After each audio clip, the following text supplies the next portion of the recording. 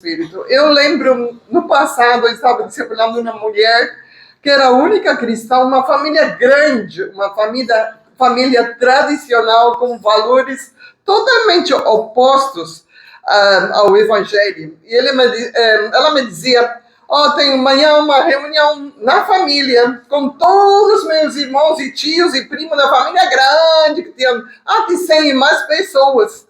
E ele me dizia, eu sou a única cristã lá, eu preciso ir porque sou parte da família. Eu falei, tem que ir, vai, tudo bem. E depois ela falava, eu terminei tão cansado, tão oprimido, tão ruim, depois desse dia eu precisava orar. E aí a oração, Senhor, me limpa de toda a contaminação em carne e espírito. E essa oração é muito importante de repetir quando tem essas sensações. Eu diria a pessoas que têm como se chama? Um emprego, especialmente, muitos empregos, na verdade, pode ser na mesma empresa onde trabalha, em caso de vendas, pode ser em relação a certos clientes que transmitem algumas influências que a olho não pode ver muitas vezes, mas você está com eles e te transmite uma coisa pesada de repente. Então, como cristão, será um motivo de não ter mais esse cliente? Eu creio que não, porque somos chamados a ser luz. Mas depois, voltando à sua casa, calma, é necessário orar, Senhor, me limpa de toda a contaminação em carne e espírito, porque somos agentes de luz nesse mundo escuro e não podemos deixar de ser influenciados. Então, a palavra nos oferece a solução de como orar. Eu acho muito útil, muito prático, e tem a mim pessoalmente ajudado muito. Esse versículo de 2 Coríntios é muito útil, o que era novo para mim é de limpar nossa consciência. Michele, eu acho interessante isso que você trouxe, porque eu atendo alguns clientes aqui que parece que eu saio carregado da cara das pessoas, sabe? Por exemplo, tem um cliente lá que eu fiz o serviço, fiz tudo direito, tudo bonitinho, deu tudo errado.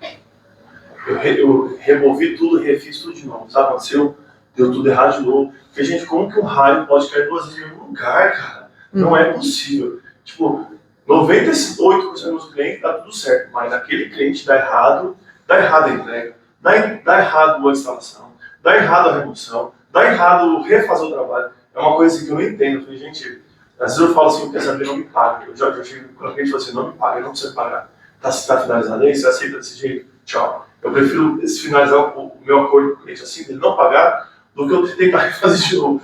Vai dar errado de novo. É umas coisas meio carregadas, não sei. Não, umas coisas estranhas. Tem gente que suga a sua energia.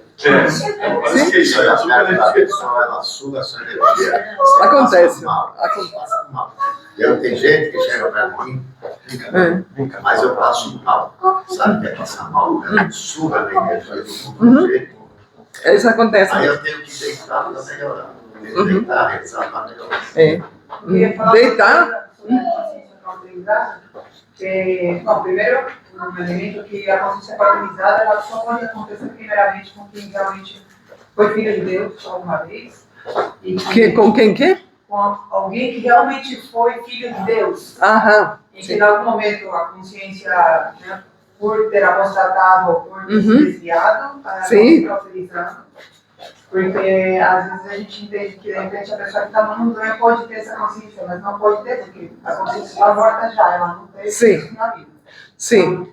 Só marcar isso, e o outro elemento de o que poderia trazer essa consciência cauterizada também é muito da autojustificação. Quando a gente se autojustifica, acaba atraindo essa consciência cauterizada, porque a gente começa a achar que a gente fez algo errado ou deixou de obedecer por conta de uma razão melhor nossa.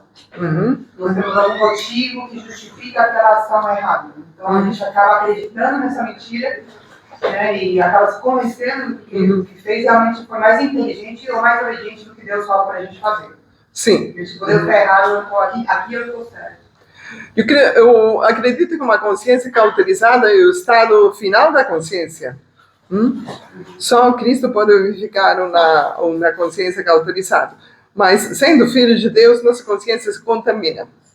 E a consciência pode até ter uma consciência muito contaminada, até doentia, mas cauterizada, na palavra nos fala de consciência cauterizada com pessoas que vivem em trevas, né?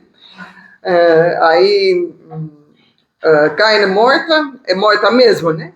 Mas contaminado pode limpar, pode lavar. Então, por isso fala também aqui que devemos orar para que o Senhor purifique de tudo que contamina o corpo e o espírito e para que podamos volver a viver em santidade. Aqui tem escrito que influências espirituais nos lugares que frequentamos ou influências transmitidas pelas mídias também, e muitas influências inconscientes. Às vezes estamos expostos a influências e não fomos conscientes ao momento que fomos contaminados. E depois, quando orar, o Senhor nos vai mostrando. E isso acontece. Acho que com todos nós, em alguma vez, em alguma situação. Então, por isso, essa oração deve ser praticada com frequência para podermos viver em santidade. Eu tenho um exemplo lúdico. Lúdico quer dizer, pode dar risa, mas é forte. Tem que ver com uma contaminação de alimentação. Muitos anos atrás, estávamos tínhamos uma convivência em casa com muitos amigos presentes e eram todos cristãos. Estávamos fazendo, como se chama, piadas das orações antes da comida.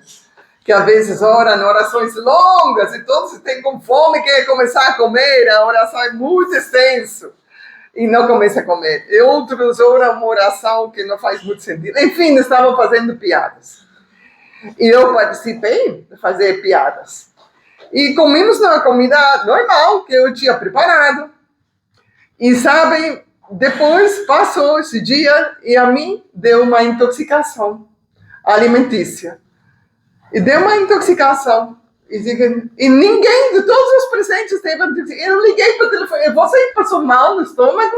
Não passei mal. E você? Não passei mal. A mim me deu uma intoxicação terrível. Eu comi exatamente a mesma coisa que todos vocês. E aí comecei a orar. Senhor, por que me está acontecendo isso? E aí o Senhor me deu uma convicção. Me disse, você é responsável da sua intoxicação. Você falou piadas da oração antes da comida, sendo que eu estabeleci a necessidade de santificar a comida antes de se servir. Fui eu que instituí isso. E você tomou isso com leviandade, como se diz? Levemente. Você considerou isso uma coisa assim como qualquer coisa. Você não respeitou. E você, como responsável, você recebeu a gente na sua casa, você participando das piadas, por isso eu permiti que você intoxicasse.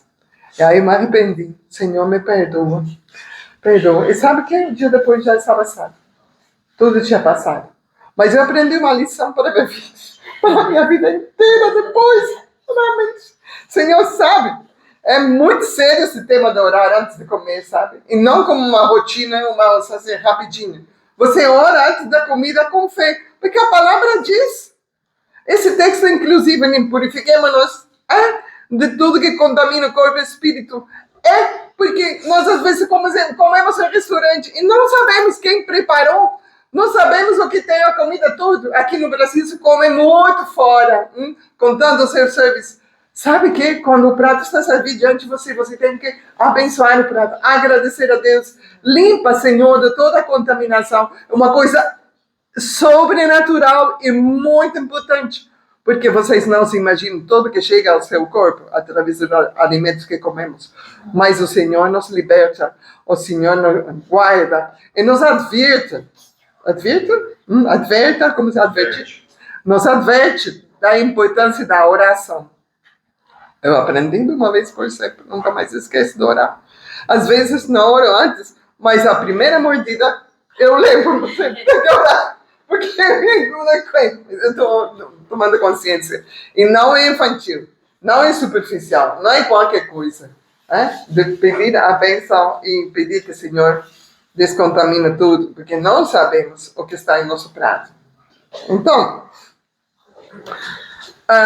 Eu queria ler junto com vocês as recomendações que o apóstolo Paulo deu a Timóteo.